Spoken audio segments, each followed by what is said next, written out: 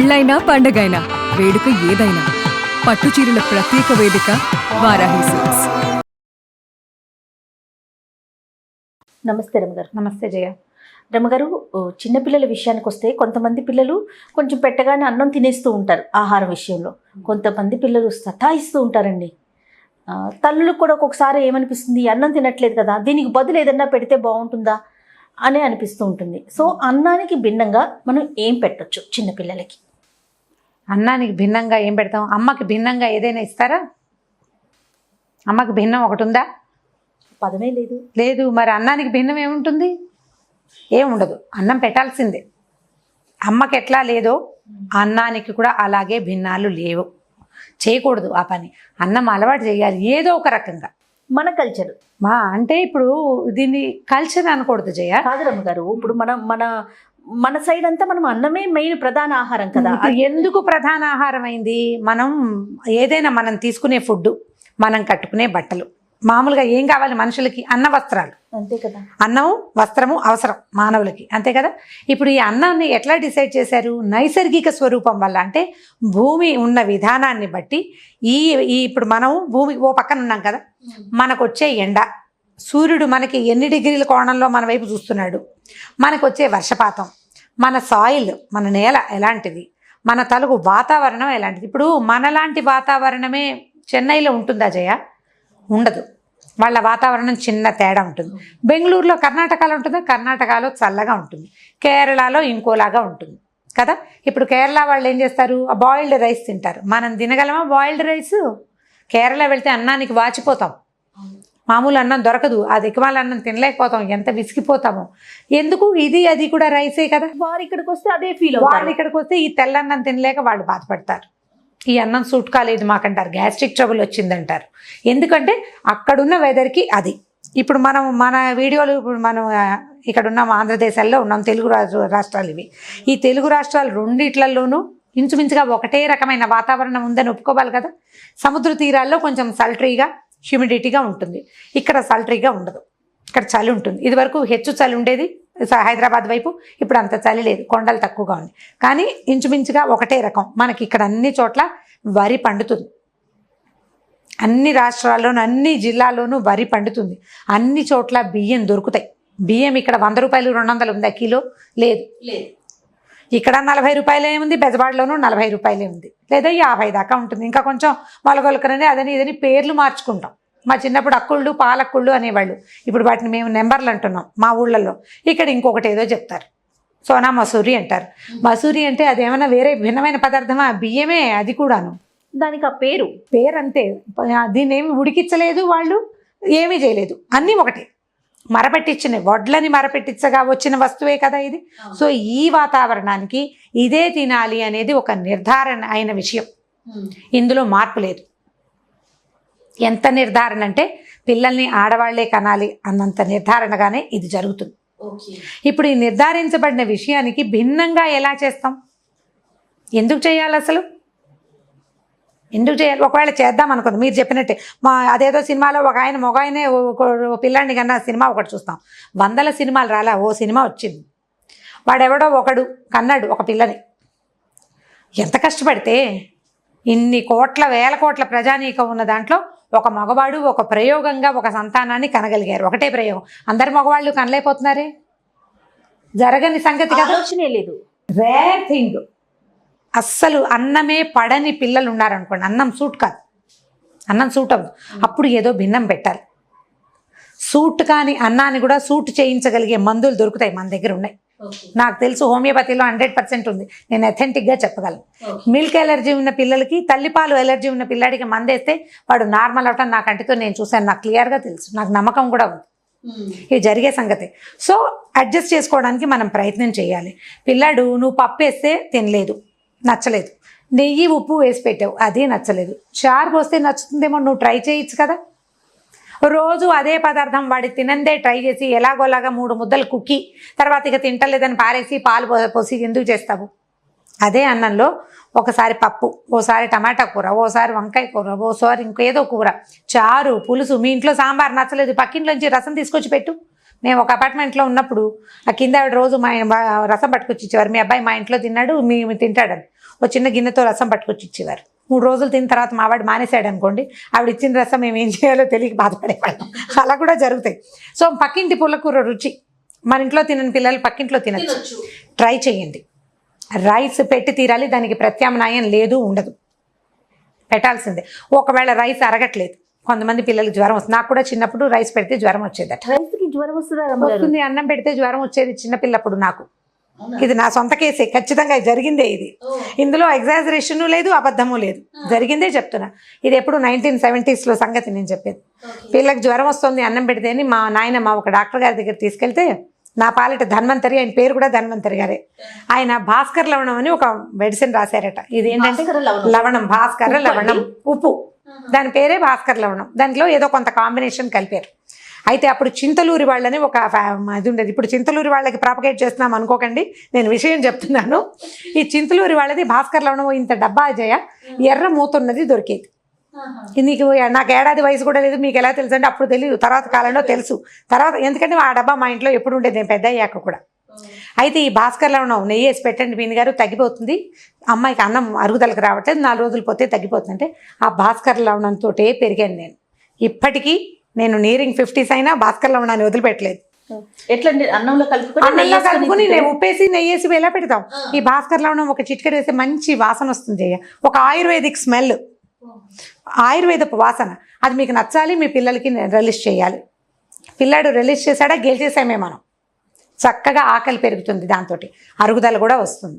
ఈ భాస్కర్ లవణం అంటే మామూలు ఉప్పు నెయ్యి వేస్తాం, వాము పొడేసి పెడతాం కదా, వాము పొడేసి పెడతాం, అట్లాంటిదే. వాము ఇంకా కొన్ని పదార్థాలు ఏవో కలిపారు, సైంధవ లవణం అవి ఉండుంటాయి అందులో, సాల్టీగా ఉంటుంది. మళ్ళీ ఎక్స్ట్రా ఉప్పు వేసుకోకర్లా, కొంచెం బ్లాక్గా నల్లటి పొడి అంత డబ్బా దొరుకుతుంది. ఇప్పుడు డాబర్ వాళ్ళది కూడా కనిపిస్తున్నట్టుంది. చింతలూరు వాళ్ళది మా చిన్నప్పుడు నాకు బాగా ఊహ వచ్చా కూడా మా ఇంట్లో ఎప్పుడు ఆ డబ్బా ఉండేది. కాస్త 4-5 రోజులు అన్నం సరిగ్గా తినకపోతే భాస్కర్ లవణం వేసుకో అని చెప్తుండే వాళ్ళు, అది తెచ్చి కంచ పక్కన పెట్టుకుని వేసుకోవటమే. అలాగే వేసుకునేదాన్ని, నా పిల్లలకి పెట్టాను. ఇప్పుడు కూడా నాకు అన్నం తినబుద్ధి కాకపోతే నేను భాస్కర్ లవణం వేసుకుని తింటాను. సూపర్, అది అలా అలవాటు అయిపోయింది అన్నమాట. ఈసారి పర్సనల్ గా అయినా నాకు చూపించండి రమ్మగారు, తప్పకుండా చూపిస్తాను. మీరు ఎందుకు భాస్కర్ లవణం నెట్లో కట్టినా కనపడుతుంది చూడండి, ప్రత్యక్షంగా. అలాగే. సో ఇప్పుడు అన్నం పెట్టవలసిందే. చాలా మంది ఏంటంటే ఒక ఆవిడ నాకు మెసేజ్ పెట్టారు, అన్నం పెట్టకూడదు, అన్నంలో ఏముంది, అన్నంలో ఏమీ లేదు కాబట్టి ఇంకేదైనా ఆరోగ్యవంతమైనవని ఓట్స్ పెడుతున్నారట పిల్లలకి. ఓట్స్ చిన్నపిల్లల కోసం నిర్దేశించిన ఆహారం సుతరాము కాదు. డయాబెటిక్ వాళ్ళు ఓట్స్ తినండి అని చెప్తారు. వెయిట్ కంట్రోల్ చేయదలుచుకున్న వాళ్ళు ఓట్స్ తినమంటారు. ఎందుకంటే ఓట్స్లో హెచ్చుగా ఫైబర్ ఉంది, సాల్యుబుల్ ఫైబర్స్ ఏవో ఉన్నాయి, అవి ఎక్కువ గంటలు ఆకలిని ఆపుతాయి. ఎందుకు ఒక చిన్న పిల్లాడికి మీరు డైటింగ్ వాళ్ళు చేసేది ఫుడ్ని పెట్టాలా? దట్టు ఈ ఓట్స్ని ఇప్పుడు మన ఖాదర్ వలీ గారు కావచ్చు, లేకుంటే మన మిల్లెట్ రాంబాబు గారు పూర్తిగా వ్యతిరేకిస్తున్నారు. ఎన్నో వీడియోస్ మన దగ్గరే మాట్లాడటం జరిగింది, మీరు గమనించారు. ఎట్టి పరిస్థితుల్లో ఓట్స్ అనేది మన ఆహార పదార్థం కాదు. మన దగ్గర బోల్డ్ గింజలు దొరుకుతున్నాయి. ఇప్పుడు ఈ గింజలు పెట్టడం సంగతి చూద్దాం. పోనీ సిరిధాన్యాలు అనుకోండి, సిరిధాన్యాలు పెట్టచ్చా అని కొంతమంది అడుగుతున్నారు. పెట్టచ్చు, కానీ దానికి చాలా పెద్ద ప్రాసెస్. ఇప్పుడు అన్నం వండాలనుకోండి, ఏముంది, కాసిన బియ్యం గిన్నెలో పోస్తాం, కాదు 2 సార్లు 3-4 సార్లు కడుక్కుని కుక్కర్లో పెట్టచ్చు, స్టవ్ మీద పెట్టచ్చు, 20 నిమిషాల్లో అన్నం పచనమై మీ చేతికి వచ్చేస్తుంది, అంతే కదా. ఇప్పుడు సిరిధాన్యాన్ని వండాలంటే మీరు ముందు రోజు రాత్రి నుంచి ప్లాన్ చేసుకోవాలి. చిన్నపిల్లల విషయంలో అంత సాధ్యపడుతుందా? వాడు తినేది ఇంత నలకంత, మనం కూడా తింటుంటే మనము కూడా నానబెట్టుకుని ఇంట్లో ఎవరైనా పెద్దవాళ్ళు తింటారు అనుకోండి, ఓ ఇంత పెరిగేసో చారేసో అంత పెట్టచ్చు సిరిధాన్య పన్నం ఇంత నలకంత. ఇప్పుడు ఇన్ని గంటలు నానబెట్టకపోతే ఆ ధాన్యం అరుగుదలకి రాదు. అందుకని పసిపిల్లలకి పెట్టేయాలి, అది ఆరోగ్యానికి మంచిది కదా అని అనుకోవద్దు అంటాను నేను. ఎందుకంటే టైం సరిపోదు కదా, టైం కూడా ఆలోచించాలి, కరెక్ట్గా చేయగలిగితే ఓకే పెట్టుకోవాలి. చక్కగా అన్నం వండి పెట్టే, ఒకవేళ ఇప్పుడు మనం తెల్లటి బియ్యం వండుకుంటాం, అందులో ఏమీ లేదు, మనకు కూడా తెలిసింది. బ్రౌన్ రైస్ కాకుండా సెమీ బ్రౌన్ రైస్ దొరుకుతుంది, ఒక పట్టు బియ్యం అంటారు. అది ఒక 2-3 hours నానితే చాలు, ఒక 2 గంటలు నానితే సరిపోతుంది. అలాంటిది ప్లాన్ చేసి పెట్టుకోండి. ఇప్పుడు మనం ఉగ్గు చేసుకుంటున్నాం కదా, ఉగ్గు చేస్తాము. ఉగ్గుని మీరు 3 ఏళ్ల దాకా చాలా మంది 6 నెలల పాపకు పెట్టచ్చా, 10 నెలల పాపకు పెట్టచ్చా అలా అడుగుతూనే ఉంటారు. నేను అంత క్లియర్గా చెప్పా, అసలు నా అంత క్లియర్గా చెప్పేవాళ్ళు ఇంటర్నెట్లో నేను ఒకదాన్ని, నేను అక్కర్లేనిది మాట్లాడుతూనే ఉంటాను. నేను నాకు ఇరిటేటింగ్గా అనిపిస్తుంది. ఇదేమిటి ఇంత వివరంగా చెప్పా కదా మళ్ళీ ఎందుకు అడుగుతారని. 6 నెలల నుంచి 3, 4, 5 ఏళ్ళు వచ్చేదాకా ఉగ్గుని లక్షణంగా పెట్టుకోవచ్చు. ఎన్నిసార్లు అడిగినా రమ్మగారు బాగా చెప్తారన్న మళ్ళీ అడుగుతారు. తల్లులందరూ కూడా మీకు కామెంట్ రూపంలో అదే అడుగుతారు రమ్మగారు. మళ్ళీ అడిగితే ఇప్పుడు అందులో అంత వివరంగా చెప్పాను కదా మళ్ళీ అడుగుతారు. 6 నెలల నుంచి 3 ఏళ్ళు 5 ఏళ్ల పిల్లలు కూడా మీ పిల్లలు గుజ్జుగా తినడానికి ఆసక్తి చూపిస్తే శుభ్రంగా రవ చేసి పెట్టుకోండి, జామని దాన్ని ఉడికిచ్చేసేయండి, ఏదైనా కూర పులుసో చారో దాంట్లో కలపండి, హ్యాపీగా ఇచ్చేయండి. పోరిడ్జ్ అంటారు, ఈ అమెరికన్స్ వాళ్ళంతా శుభ్రంగా తింటారు గుజ్జుగా ఉండే పదార్థం, హ్యాపీగా తినొచ్చు, ఏం పర్వాలేదు. దాంట్లో మీరు బ్రౌన్ రైస్ని కలుపుకోండి. హెల్దీ ఫుడ్ కావాలనుకుంటే బ్రౌన్ రైస్ తీసుకోండి, రాత్రంతా లేదా ఒక 3-4 గంటల సేపు నానబెట్టి అప్పుడు ఎండబెట్టి అప్పుడు వేయించి పొడి చేసుకోండి. అది ఉడుకుతుంది, సూపర్ బ్రహ్మాండంగా ఉంటుంది. పూర్తిగా మనం ఆరోగ్యకరమైన వస్తువుని ఇచ్చిన ఫీల్ వస్తుంది మనకి. ఒకవేళ అన్నం వద్దు అన్నం వద్దనుకుంటే, అన్నం అంటే వద్దనుకుంటే కాదు, ఉగ్గుతో పాటు ఇది ఇలా పెట్టుకోవచ్చు. మీరు అన్నం పెట్టదలుచుకున్నప్పుడు ఇలా బ్రౌన్ రైసే పెట్టుకోండి. పూర్తి స్థాయి బ్రౌన్ రైస్ అయితే ఉడకటం కష్టము, అరుగుదలకు రావడానికి టైం తీసుకుంటుంది. అందుకని ఒక పట్టు బియ్యం తీసుకోండి, సెమీ బ్రౌన్ రైస్. ఖచ్చితంగా 3 hours నానబెట్టాలండి. ఖచ్చితంగా నానబెట్టాలి. నానబెట్టద్ది అది ఉడకదు, మృదువుగా ఉండదు. ప్రధానంగా పిల్లలు తినగలగాలి కదా జయ. మెత్తగా ఆరోగ్యం ఓకే, పెలటబుల్గా ఉండాలి కానీ నోట్లోకి వెళ్తే అది మనకి నచ్చాలి కదా. దాంట్లోంచి రుచి బయటికి రాకపోతే ఏ వస్తువైనా పిల్లలు కదా మనం తినగలమా? నమ్మలాలి కదా, వాళ్ళు ఎక్కడ నమ్ముతారు. పూర్తిగా పచనం చేసి ఇవ్వాలి. అంటే అన్ని గంటలు నాని బాగా ఉడికితే అప్పుడు బాగుంటుంది. నేనైతే పిల్లలకి బ్రౌన్ రైస్ పెట్టండి అని చెప్పను.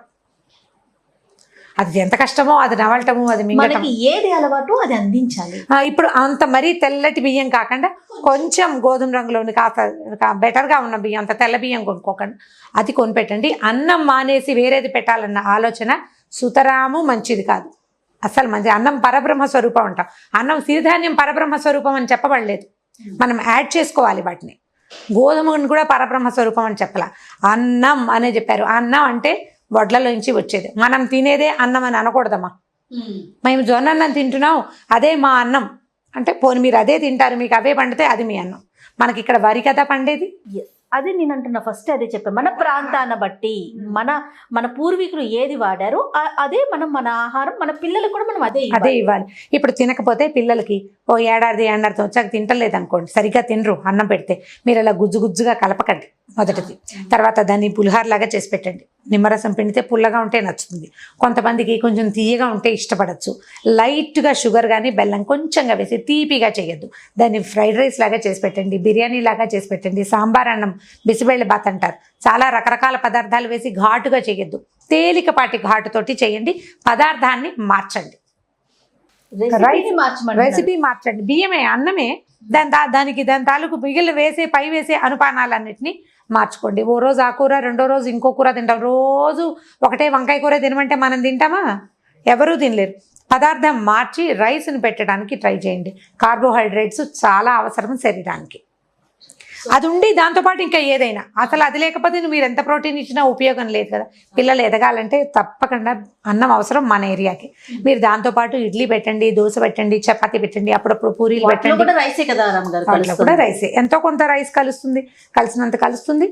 ఒకసారి కనీసం రోజులో, మా చిన్నప్పుడైతే 3 పూట్ల అన్నం తినేవాళ్ళం జయ. ఇప్పుడు 3 పూట్ల అన్నం వద్దు, పోని 2 పూట్ల పెట్టండి. 2 పూట్ల పెట్టండి. పొద్దున్నే స్కూల్కి వెళ్ళే పిల్లలకి ఒక గ్లాస్ పాలు ఇచ్చి పంపించకుండా వేడివేడి అన్నం, కొంచెం ముద్దపప్పు వండి, అంత పప్పు అన్నం తిండి, ఇంతే అన్నం. ఇలాంటి 5-6 గ్లాసుల పాలు కూడా ఈ అన్నానికి సాటి అవ్వవు. ఆఫీసులకు వచ్చే వాళ్ళు కూడా చాలా మంది చూడండి అన్నం తినేస్తారు, చక్కగా అన్నం తినేసి కులాసాగా ఉంటారు, ఎక్కువ కాలం హెల్తీగా ఉంటారు. ప్రధానమైనది ఏంటంటే స్టామినా ఉంటుంది, అది కావాలి కదా. మనం ఈ స్ట్రెస్ని తట్టుకోవాలంటే స్టామినా ఉండాలి.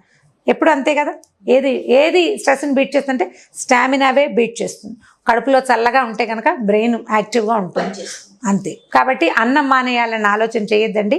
హాయిగా అన్నం పెట్టండి, అన్నంతో చేసిన రకరకాల రెసిపీలు పెట్టండి పిల్లలకి. సో మన మదర్స్ అందరూ కూడా ట్రై చేయాలని కోరుకున్నాం. థ్యాంక్ యూ సో మచ్ రమ్మ గారు.